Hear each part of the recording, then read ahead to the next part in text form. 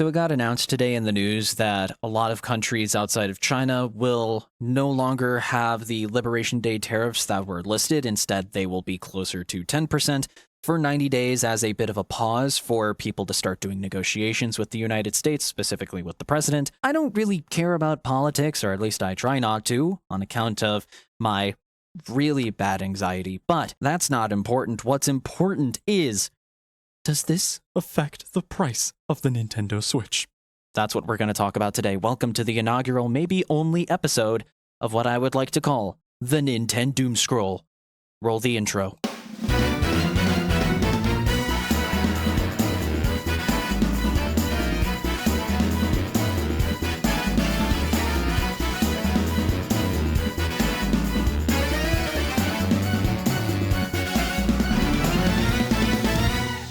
Welcome, everybody. This is the NintenDOOMSCROLL, a podcast, I suppose, that is going to go into a bunch of Nintendo news if I actually decide to do more of it after the first episode. Let me know if you want to see more of this in the comments, but without further ado, it's the NintenDOOMSCROLL. How you doing? I'm Gab the KiRBiZOiD. I hope you're doing good. Today, we are talking about tariffs. The best word that we have heard in the past week, totally. Everybody's talking about it. It's the talk of the town. We love tariffs. Tariffs are so cool. Didn't mean to do a Trump impression, kind of, but you know what I mean.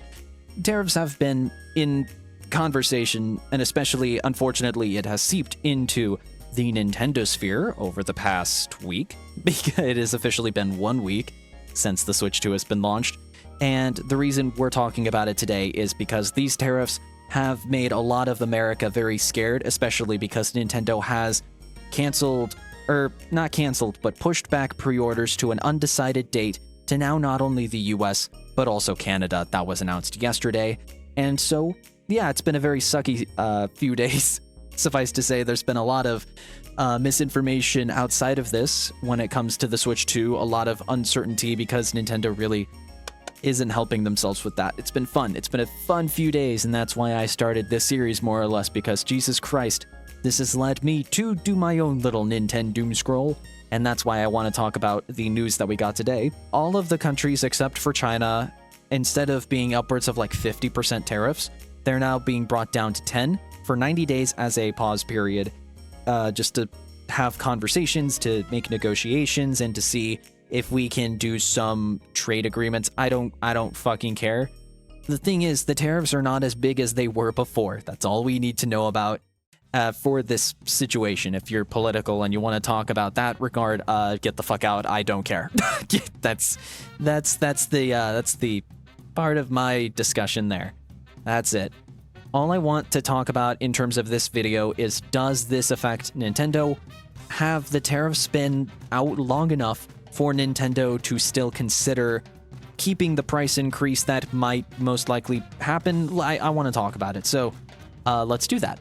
So, to start off, in general, let's just kind of talk about why this affects Nintendo to an extent. So, a few years back, because of tariffs that already existed a few years ago, Nintendo decided to change where their manufacturing was located, basically outside of China, because China got the most tariffs. I think it was either during Trump's last term or they were just there. Because fuck China, I guess. I'm not going to pretend to understand what's going on. I'm here to talk about Mario. Basically, Nintendo moved manufacturing to countries. I know most importantly, it's Vietnam. I think Vietnam is now one of the bigger manufacturing countries for Nintendo right now. I think they also have Cambodia, Taiwan, I'm not sure. I just had to read countries for the first time. It's all new to me. I found this song by Yakko Warner talking about the countries, and I learned so much over the past 24 hours. But suffice to say, the reason behind Nintendo moving to these other countries were already because of tariffs. And to quote Doug Bowser, the tariffs that already were planned to happen were not taken into account when regarding the Switch's pricing. So the Switch's pricing was pretty stagnant and was very subject to change if tariffs existed. And so when they delayed pre-orders here to the US, it made a lot of people nervous that a price increase was most definitely happening. A lot of people were going in the ballpark of as low, and I know that's weird to say, but the price increase was rumored to be as low as being now $500 to $550. I've heard some people say it was going to go all the way up to $700. Suffice to say, we've been shitting bricks for a week now. It's been bad. And so, like, what does this 90-day pause mean? Is that enough time for Nintendo to consider, hey, we should be safe? It might be safe to assume that we can keep the price of $350, or do we need to future-proof this and make the price more than $450? And if you want my opinion on it, I want to hold on to hope. I really do. I really want this to be a situation where Nintendo makes the customer-friendly decision and get that back, get that goodwill, and keep the price at $450. Now that we know that tariffs are in negotiation, like the tariffs aren't permanent, there is a likelihood, I'm not going to say a big or small likelihood because I don't know, that the tariffs might not be as bad as originally thought, and you might be able to still make profit off of $450 Nintendo Switches. We don't know. If you want my opinion on what might happen and kind of my scenario of like how I think this is going to go down, it's not set in stone. This is not financial advice or whatever. This is not an active like prediction based on any information or factual data. This is purely me speculating. I think how this is going to go, best case scenario, and I kind of hope this happens to an extent because it keeps the $450 price. As we've seen, Nintendo, during a bunch of interviews over the past while, a big thing they've talked about, especially when asked about Mario Kart World being $80, was that they are now introducing a variable pricing plan for their games going forward. They're not going to go for a standard price per game. And for some things, that's really nice considering people that don't want to buy $60 Wii U games for 8 years straight. This is kind of nice for them because hopefully that means if they remaster a game, it'll more likely be along the lines of hopefully $40 to $50 or something lower like that, like just to put a very best case scenario here. It's allowing them to not be as restrictive on the pricing, and hopefully that also means as the market is showing like what's selling and what's not, Nintendo is going to be more likely to, I don't know, have a sale ever. That would be nice. That would be a happy ending to all of this now, wouldn't it? But all of this to say, my best case scenario is that with Nintendo being more lined for variable pricing, what I see happening most likely is for the first few months, or at least while this 90-day pause is happening, Nintendo will probably go with the $350 price until the 90-day pause, and at which case Nintendo will most likely go for a $400 or like a $500 for the base console, or at worst $600 for the console. And this is going to cause a lot of FOMO. This is going to cause a lot of worry for people because they'll probably be honest and they'll say, hey, tariffs are not known, so at least we're going to say for the first few months it's going to be this opening price, but it can be subject to change going forward. People are going to lose their minds, myself included, and we're going to buy it day one. It's going to sell fucking hotcakes because people are going to be terrified of the Switch getting more expensive in the future after these tariff like breathing periods are done.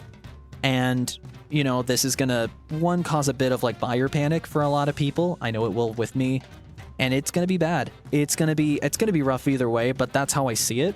Is just this price is it's gonna stay the same, but only temporarily for the first few months of the Switch 2, and then they'll change the price after that once they have an idea of like how the tariffs are gonna affect them financially, depending on which country.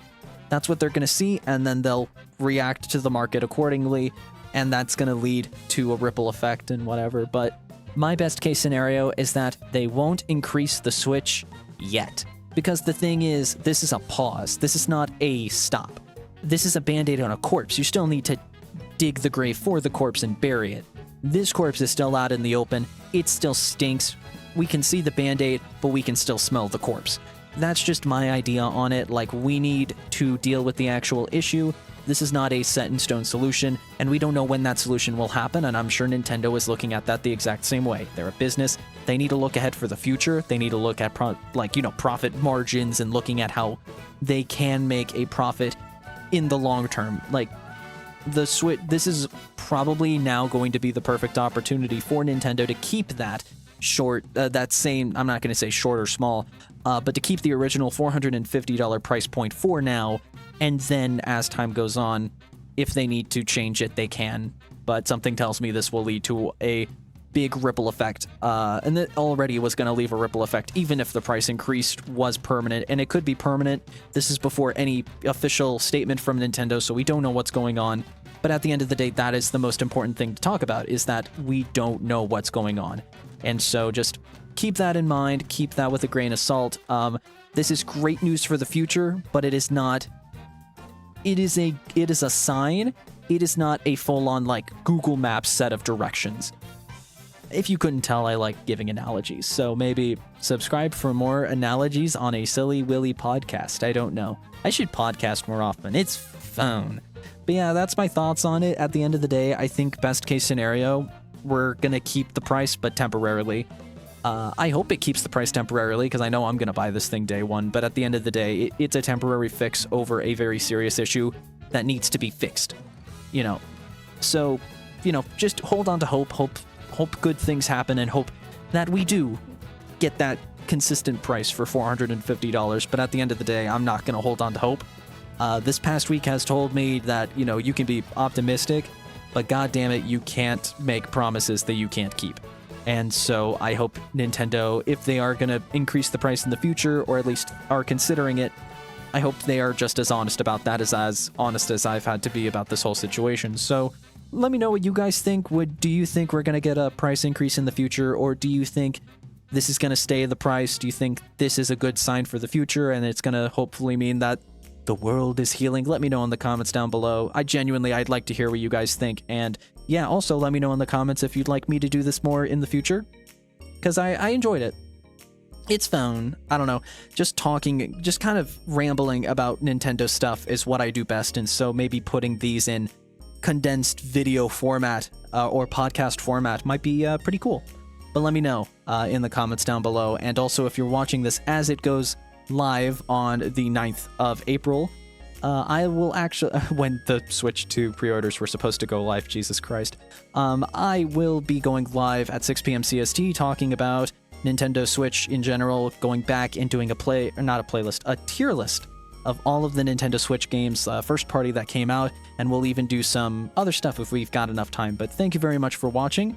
I'll see you guys later, and as always, the next time I see ya, I will see you. And thank you for listening to the NintenDOOMSCROLL. You have a good one.